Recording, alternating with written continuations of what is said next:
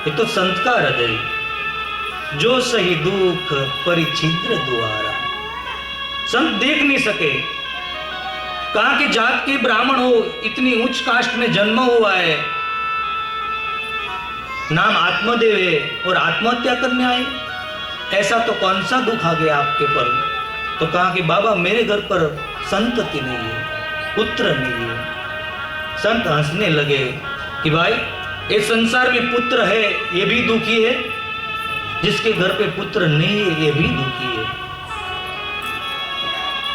तो बोला कि मैं संत की व्याख्या समझना नहीं चाहता हूं, आपको नहीं पता होता है कि पुत्र क्या होता है। या तो आप मेरे को पुत्र मिले ऐसा कुछ करो, या तो मेरे को बनने दो। इस संत ने कहा कि मैं देख लेता हूं तेरा भाग्य में पुत्र है नहीं।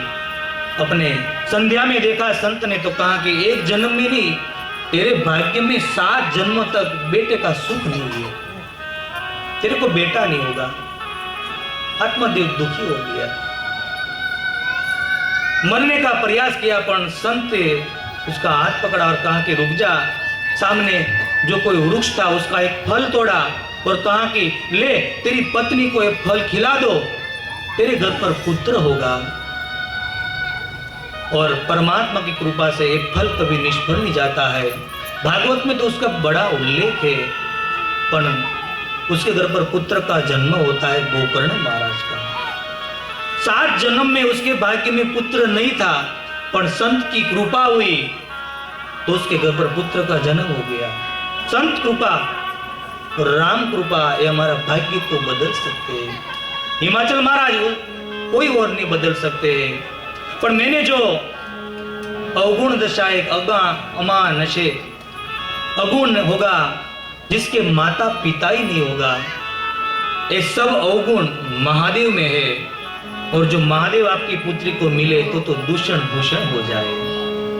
पर इसके लिए आपको बेटी को कठिन तप करना पड़ेगा।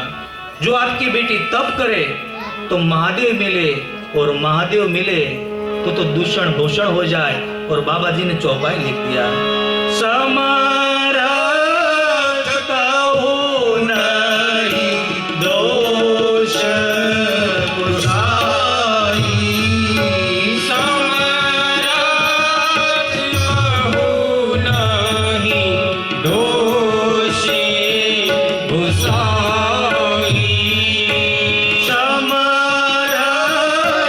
कहो नहीं दोष बुझाई, समरथ कहो नहीं दोष बुझाई, रवि पावक सूर सरी नाई, रवि पावक सूर सरी नाई, समरथ कहु नहीं दोष बुझाई, रवि पावक सूर सरी नाई, समरथ कहु नहीं दोष बुझाई, रवि पावक सूर सरी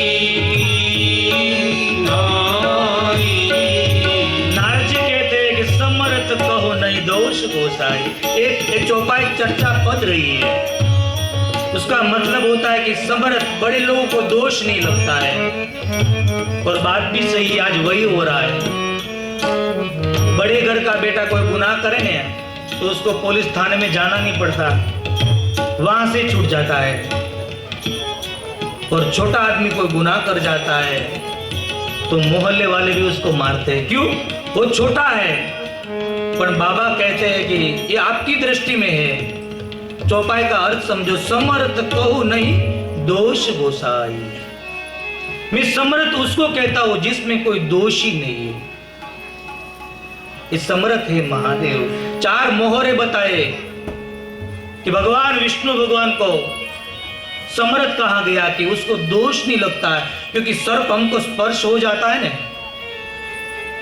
तो हम अपवित्र बन जाते, हमको दोष लगता है।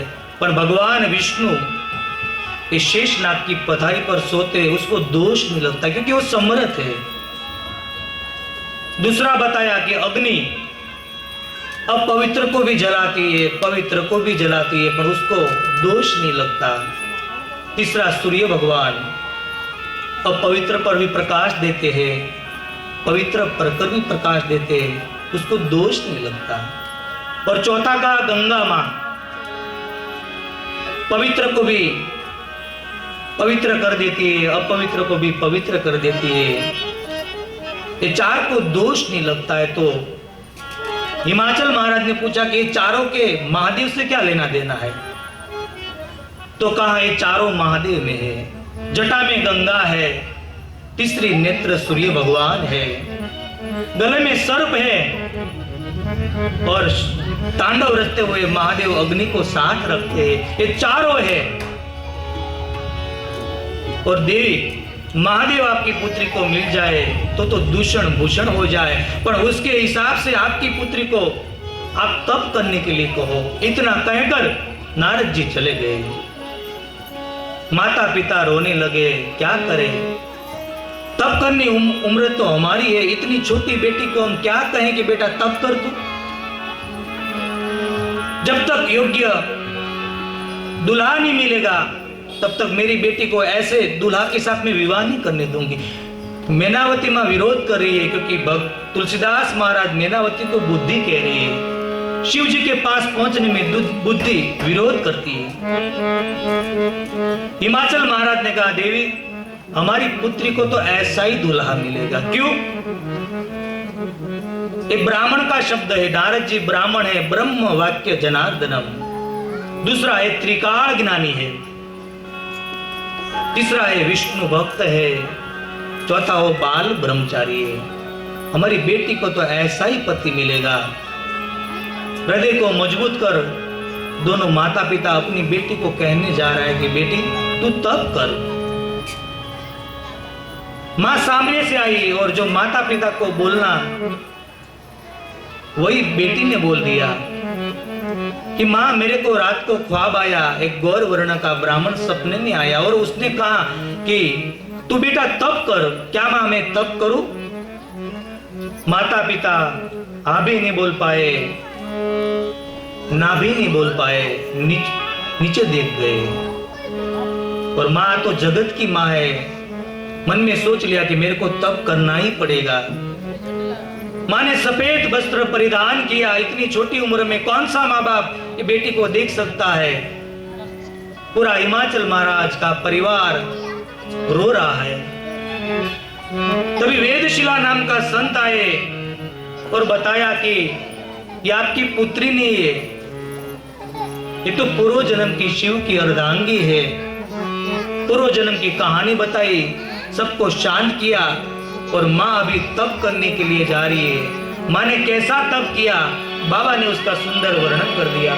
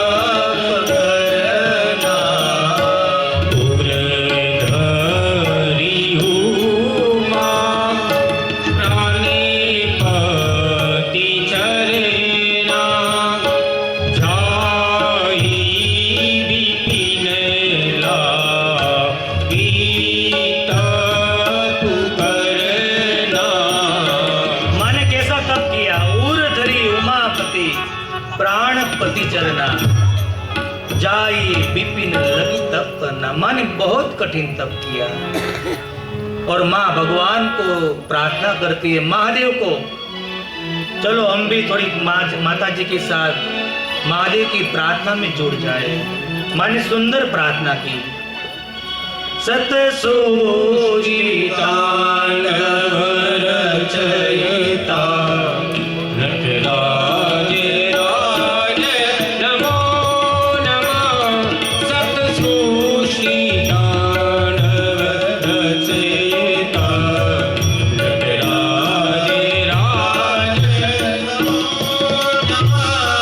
हे आज गुरु शंकर पिता, हे आज गुरु शंकर पिता नटराज राज नमो नमः। सतसोचितांडव रचयिता नटराज राज नमो नमः। सतसोचितांडव रचयिता नटराज राज नमो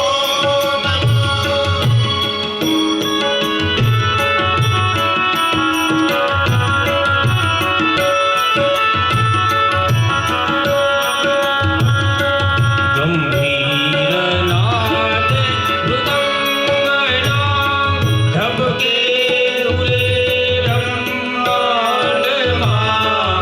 गंभीरनाद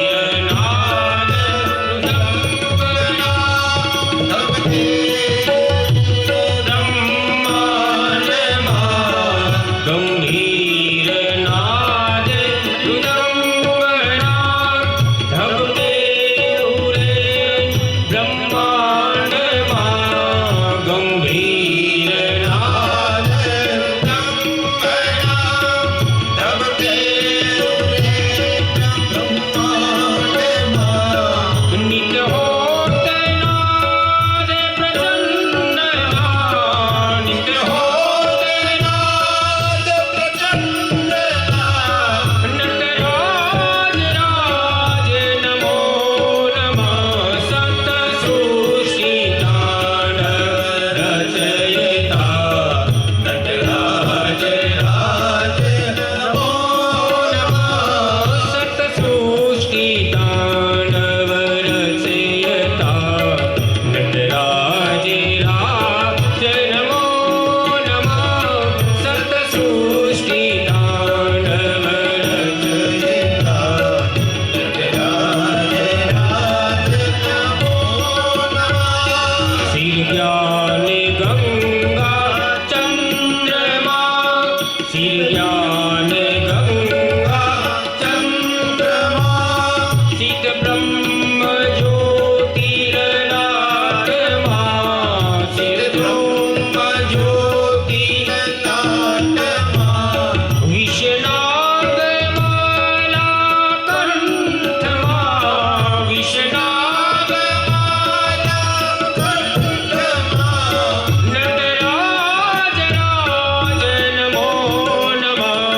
सतसोचितांडव रचयिता नटराज राज नमो नमः।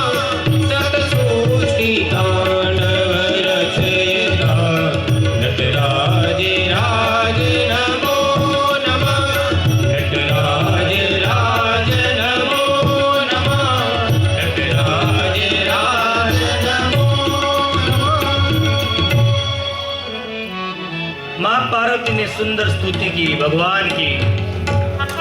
इतना तप बढ़ गया कि शरीर क्षीण बनने लगा, मांस और रुधिर शरीर से निकलने लगा।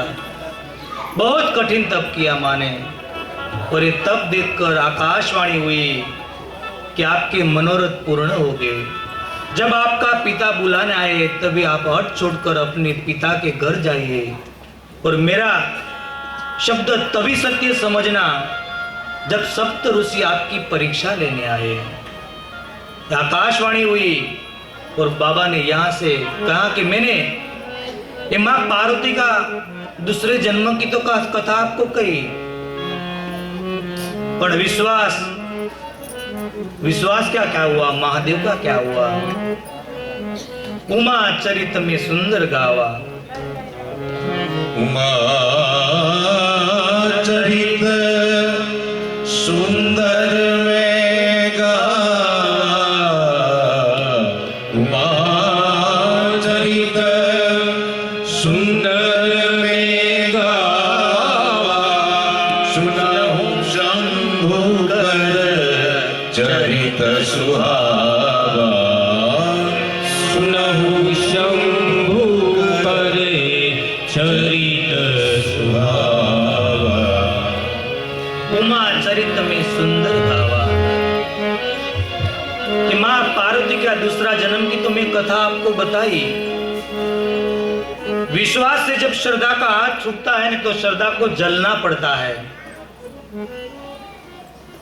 मां जल गई, पर श्रद्धा के बिना विश्वास भी अधूरा है। श्रद्धा का हाथ विश्वास से हाथ से गया तो भगवान महादेव सब जगह पे जाते हैं, कथा सुनते हैं, किसी को सुनाते हैं। ऐसा बहुत जगह पे महादेव गए, पर अंत में महादेव प्रभु की समाधि में लग गए। महादेव समाधि में लग गए।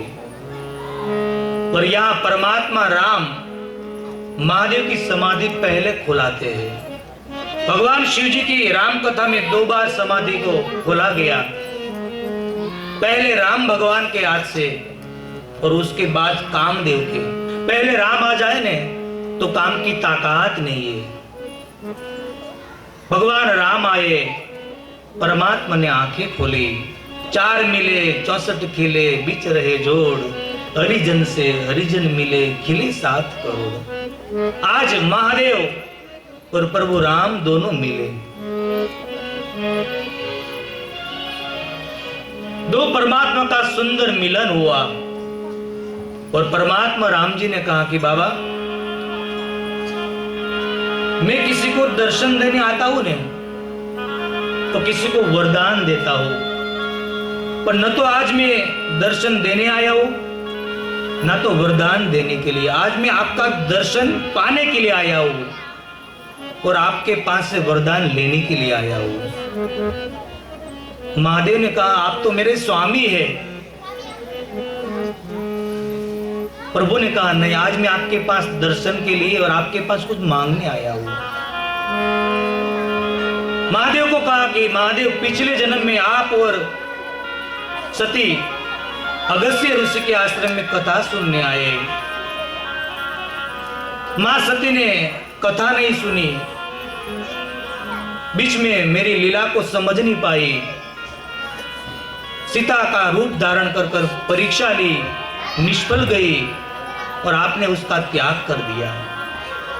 आपसे तजी हुई अपने पिता के यज्ञ में गई और परिणाम आया, वो अग्नि में जलकर भस्म हो गई। और अंतिम शब्द मांग के गई थी मां कि जन्म जन्म शिव पद अनुरागा। और इसी के कारण हिमाचल महाराज के घर पे बेटी हुई। नारद जी को अपना गुरु माना, कठिन तपस्या की और आज मैंने आकाशवाणी में उसको वरदान दिया कि आपको शिव ही मिलेगा। तो आपको मैं कहने आया हूं कि आप विवाह करो। आप मां पार्वती का हाथ अपने हाथ में लो। महादेव ने अनिच्छा दर्शाई कि प्रभु, एक बार मैं संसार में जा चुका हूं, अभी हमको नहीं जाना है। क्योंकि एक बार संसार में जाए हो, दूसरी बार थोड़ा सोचता है कि जाओ या ना जाओ, क्योंकि ये कठिन जिंदगी है।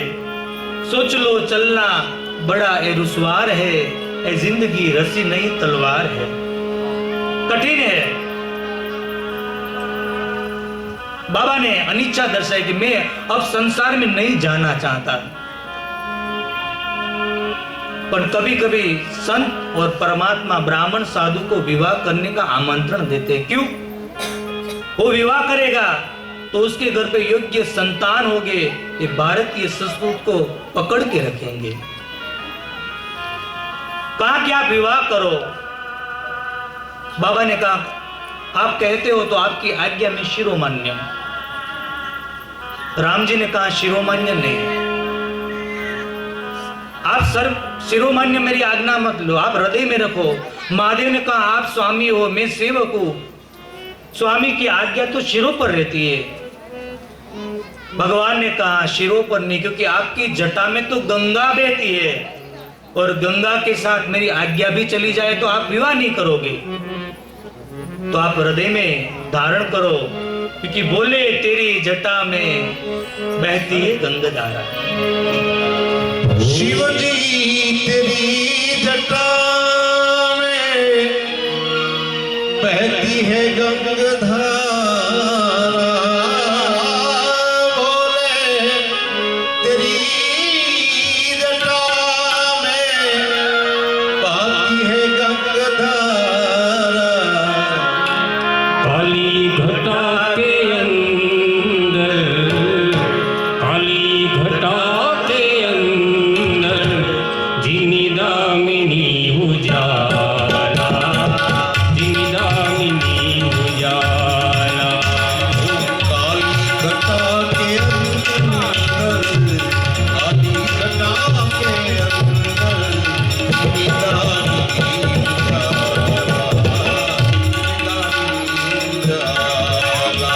ये भोले तेरी जटा में, शिव जी तेरी जटा में बहती है गंगाधारा, बहती है गंगाधारा।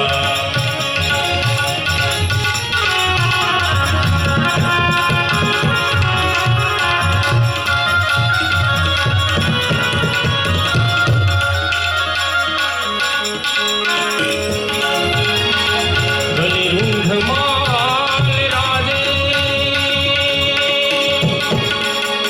शशि भाल में विराज विराजे, शशि भाल में विराजे। गले रुंधमाल राजे,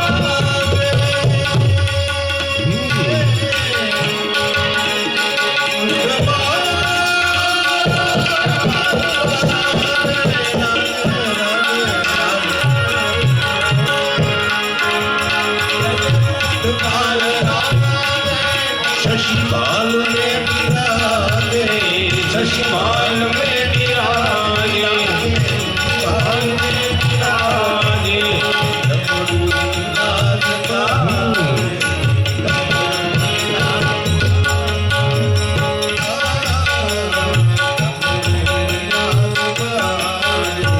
कब्र में त्रिशूल धारा,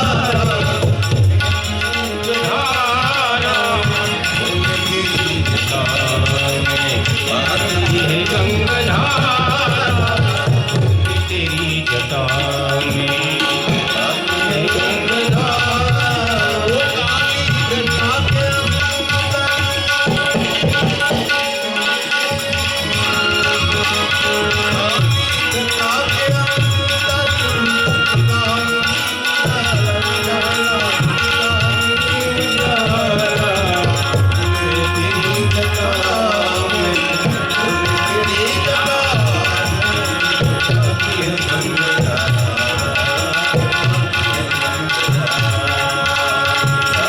गंगाधारा।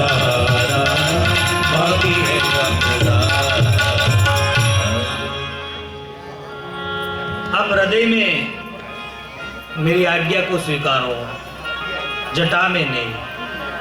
भगवान ने आज्ञा स्वीकारी, भगवान वहां से निकले। सप्त ऋषि आए और महादेव ने कहा कि पिछले जन्म में सती ने मेरे परमात्मा की परीक्षा ली थी, आप अब जाओ और सती की परीक्षा लो। सप्त ऋषि ये परीक्षा लेने जाते हैं और सती अपने तप में मां पार्वती इतनी ऊंचाई पर पहुंच गई है, बहुत कठिन तप में। और कैसा तप कर रहे थे बाबा ने उसका चौपाई में वर्णन किया है। ऋषि गौरी तब देखिता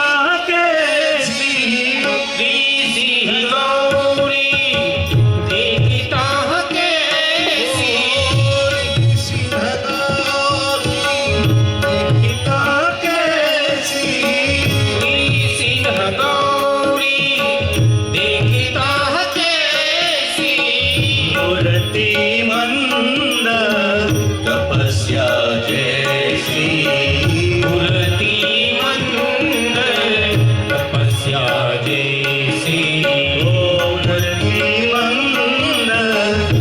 तपस्या जैसी मूर्ति मंदिर तपस्या जैसी। साक्षात मूर्ति बन गई हो माँ, ऐसा कठिन तप कर रही है। सप्त ऋषि आए, कहा बेटी इतना कठिन तप क्यों कर रही है? इतना कठिन तप करके तू क्या पाना चाहती है? माँ पार्वती ने पहले तो प्रणाम किया कि बाबा आप मेरे पिता तुल्य हो, मैं आपके सामने बोलूं ठीक नहीं है, पर मैं क्यों तप कर रही हूँ बताओगे तो आप हंसोगे, मेरी तो मश्करी करोगे पर मेरे पिता की भी मश्करी करोगे। क्यों? कि पहाड़ की पुत्री में कितनी जड़ता रहेगी। बाबा पंख के बिना आकाश में उड़ा नहीं जाता, बहते पानी में दीवार बांधी नहीं जाती है, ऐसे में महादेव को पाने के लिए ये तप कर रही हो। सप्तऋषि खड़खड़ाहट हंसने लगे कि बेटा तूने कभी महादेव को देखा? माने कहा कभी मैं देखा तो नहीं। तो कहते कि ये अगुण है, अमान है, उसके माता पिता नहीं है, भस्म लगाता है, रहने का कोई ठिकाना नहीं है, शमशान में तो रहता है, खुद भूखा रहता है, तुझको क्या खिलाएगा? तेरे लिए हम सुंदर एक भगवान वैकुंठ विष्णु भगवान के साथ तुम्हारी शादी कर दे बेटा। ये भगवान महादेव तो अगुण है। मां पार्वती कहती बाबा आप पहले आते तो शायद मैं सोचती, पर मेरे गुरु ने मेरे को कहा है कि तुमको महादेव मिलेगा, और गुरु के वचन पर जिसको भरोसा नहीं होता ना बाबा, उसको सपने में कभी सुख मिलता नहीं है। सपने में कभी सुख नहीं मिलता है। और बाबा एक जन्म नहीं, तुम करोड़ों जन्म लेगी, विवाह करेगी तुम महादेव के साथ। जन्म कोटि लगी रगर हमारी, जन्म कोटि लगी रगर हमारी, जन्म कोटि लगी रगर हमारी, जन्म कोटि लगी रगर हमारी। शौ शंभु भरऊ शंभु नद रहु कुमारी, शौ शंभु रहु कुमारी, भरऊ शंभु नद रहु कुमारी। बाबा एक जन्म में मैं करोड़ों जन्म लूंगी, विवाह करूंगी तो सिर्फ महादेव के साथ ही। पर आप कहते हैं कि विष्णु गुणवान है, महादेव अवगुण है, इतनी जगह बाबा कहाँ हृदय में है? मैं महादेव को ही विवाह करूंगी। सब तो ऋषि कहने लगे बेटी धन्यवाद है, हम तो तुम्हारी परीक्षा लेने आए थे, पर तेरा पिता बुलाए तो हट छोड़कर बेटा अपने घर जाना। सब तो ऋषि हिमाचल प्रदेश आए, हिमाचल महाराज को कहा और माँ पार्वती को अपने धाम धूम से कर लाए। और यहाँ महादेव के पास आकर माँ पार्वती की प्रेम की परीक्षा की। यहाँ शब्द दिया है प्रेम परीक्षा की बात करते हैं, और ये प्रेम की बात सुनते सुनते हमारे महादेव को समाधि लग जाती है। प्रेम शब्द अब किया, आजकल लोगों ने प्रेम शब्द को तो तोड़ दिया पूरा। सच्चा प्रेम किसको कहा जाता है? सच्चे प्रेम की तो सारे जहां पे असर होगी, सच्चे प्रेम की सारे जहां पे असर होगी, न होगी तो समझना कहीं तेरी कसर होगी। सच्चा प्रेम किसको कहते हैं? महादेव ने प्रेम की परीक्षा की बात सुनते सुनते समाधि में चल गए, क्योंकि प्रेम शब्द से परमात्मा को पुकारते हैं ना, तो परमात्मा आते हैं और आते हैं। रामचरितमानस में तो उसका कई प्रमाण दिया है। भगवान कृष्ण कहते हैं कि मेरे को किसी ने बुलाया और मैं कभी नहीं आया, एक ऐसा तो मुहावरा दिखा दो। भक्त सच्चे दिल से जब पुकारते हैं ना, तो परमात्मा आते और भगवान कृष्ण कहते हैं कृष्ण कहे छे मन कोणे बुलायो, कोणे बुलायो अने क्यारे न आयो। कृष्ण कहे से मने कोणे बुलायो, कोणे बुलायो यने क्यारे न आयो। भगवान कहते हैं मेरे को पुकारा और मैं कभी नहीं आया, एक बता दो।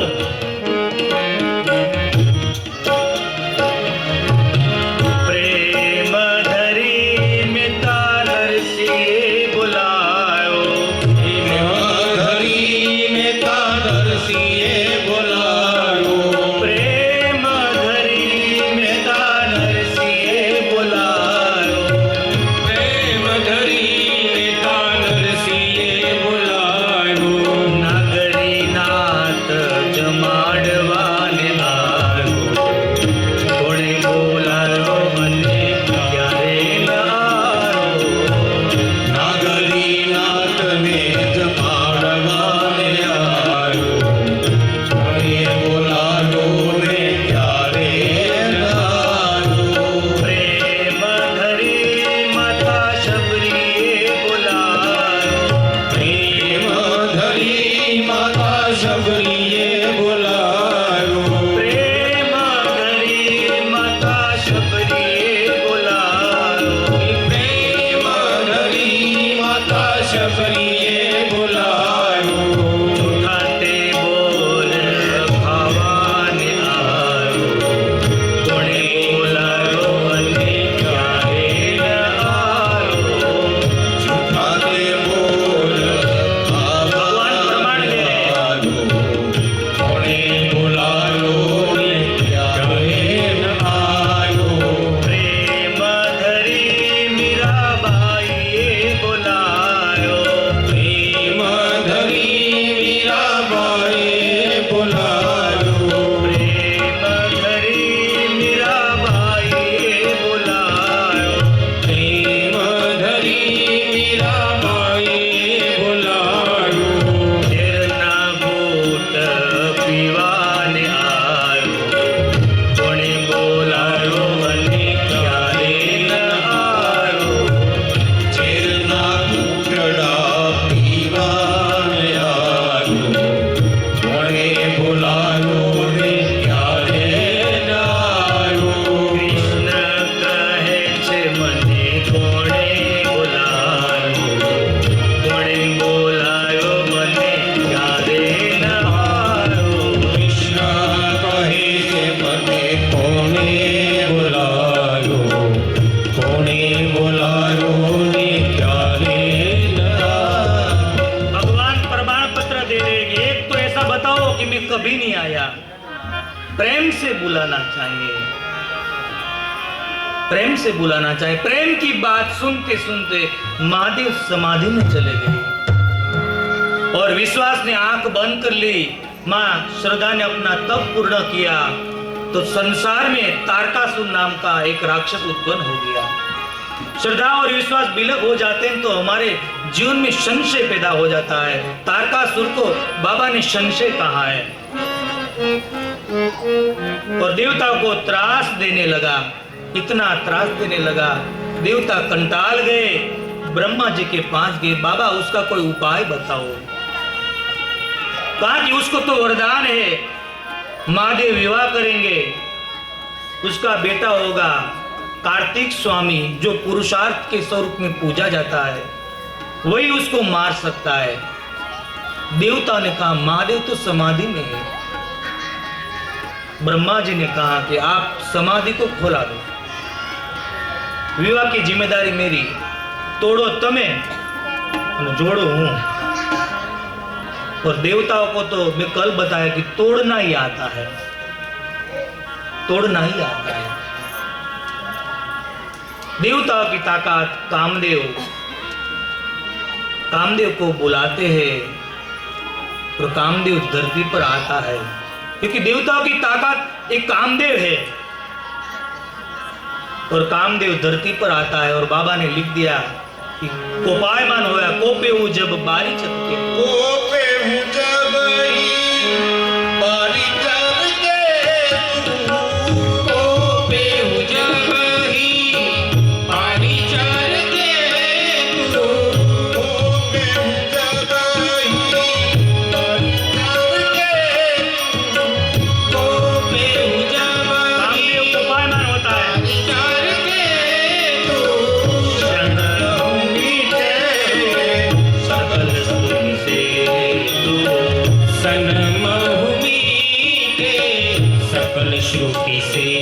तू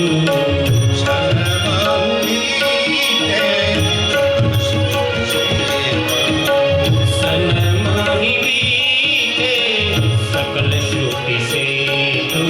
धरती पर कामदेव आया और कामदेव ने सिर्फ धरती पर पैर रखा तो धरती पर पूरा काममय वातावरण हो गया। नदियां दौड़ दौड़ कर समुद्र को मिलने लगी, तालावड़ी तालाब को मिलने लगी, ऋषि मुनि की जटाएं निकलने लगी, वड की डालें एक दूसरे को बैठने लगी। अभी तो कामदेव ने अपना पैर रखा धरती पर और बाबा ने कहा इतना ही कोपायमान नहीं हुआ, छंद में उसका वर्णन किया है। कामदेव कैसा कोपायमान हुआ? भय काम बस जोगी सता पर पावर नहीं तो कहे एक ही चराचर नारी मय जे ब्रह्ममय देखत रहे। अबला बिलो कई पुरुषमय जग पुरुष सब अबलामय कोई दंड भरि ब्रह्मांड भीतर काम कुत कौतुक अयम काम कौतुक अयम। बाबा जी वर्णन करते हैं कि ऋषि मुनि हजारों साल तक तपस्या करते हैं, वो आंख खोलते हैं ना तो उसको भगवान दिखते हैं, पर कामदेव ने ऐसी लीला की कि उसको स्त्रियां बताने लगी। और अबला बिलो कही पुरुषमय जग पुरुष सब अबलामय। स्त्री आंख खोलती है तो पुरुष ही दिखे और पुरुष आंख खोलते उसको स्त्री बचे। कामदेव को पायमान हो गया।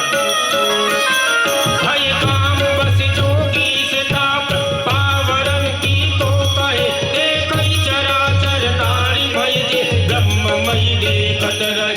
अबला बिलो कही पुरुषमय जग पुरुष सब अबलामय कोई दंड भरि ब्रह्मांड भीतर काम कौतुक अयम काम कौतुक अयम।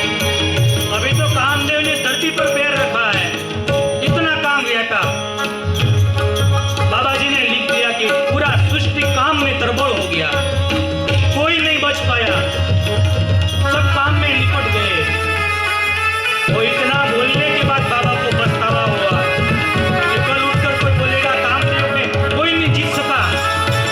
हनुमान जी आए और कहा जय राखे रघुवीर। अभी शिव जी के पास जाता है काम। शिव जी का शांभवी स्वरूप देखा कामदेव ने, जैसा शांभवी स्वरूप देखा कामदेव का पैर पीछे पड़ने लगा। भगवान का शांभवी स्वरूप देखकर सोचा कि यहाँ ये समाधि तोड़ने में मेरा मृत्यु है, ये निश्चित है। पर कामदेव पीछे नहीं पड़ा, मृत्यु को स्वीकार लिया। और कामदेव आता है,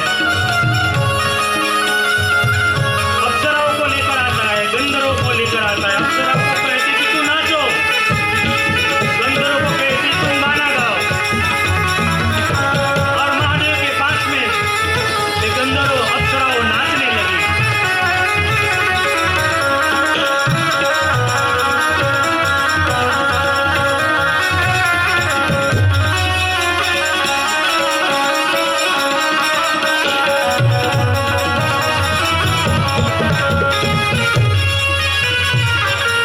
अप्सराएं नाचती है, उसके पायल की आवाज आती है, हाथ के कंकन की आवाज आती है, कटी कंदूरा की आवाज आती है। तरबोल हो गया कामदेव।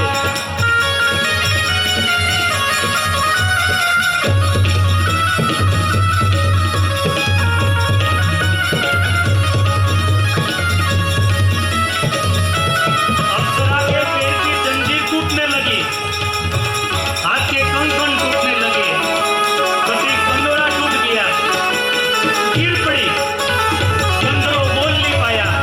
कामदेव ने कहा रुक जाओ, सब शांत हो गया।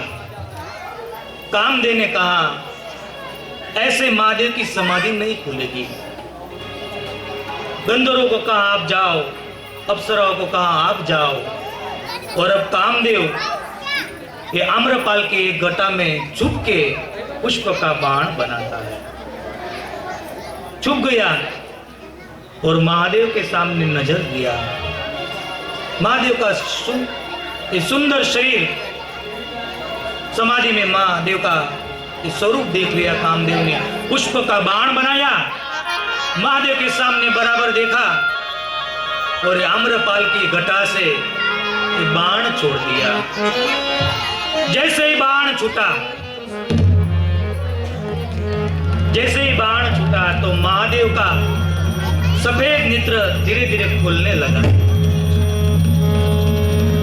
बाण लगते ही महादेव का नेत्र खुलने लगे।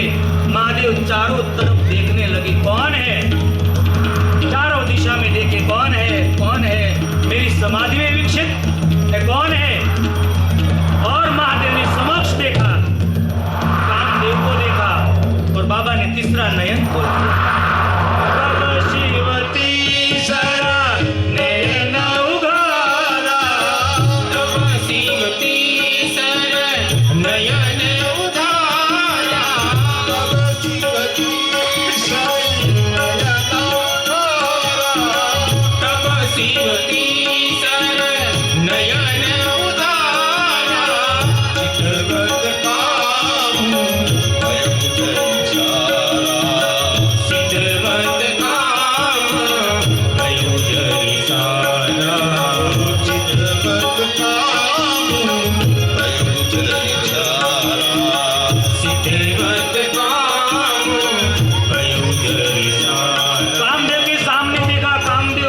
भस्म हो गया।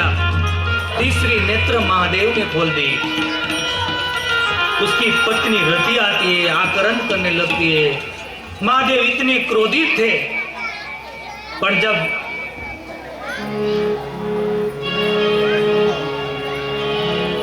इतने क्रोधित थे पर रति आई तो महादेव का क्रोध शांत हो गया। महादेव बताते हैं कि क्रोध की जब जरूरत थी तभी महादेव ने क्रोध किया। महादेव का क्रोध कैसा है देखो, इतना इतना क्रोध महादेव ने करा, पर कहा लिखा नहीं है कि महादेव क्रोधा होता है। जब भी कहा तभी क्या कहा, कर्पूर गौरम करुणावतारम संसार सारम भुजगेंद्र। महादेव का क्रोध शांत हुआ, रति आई, आक्रमण करने लगी और भगवान ने उसको वरदान दिया। जोगी कंटक भय पति गति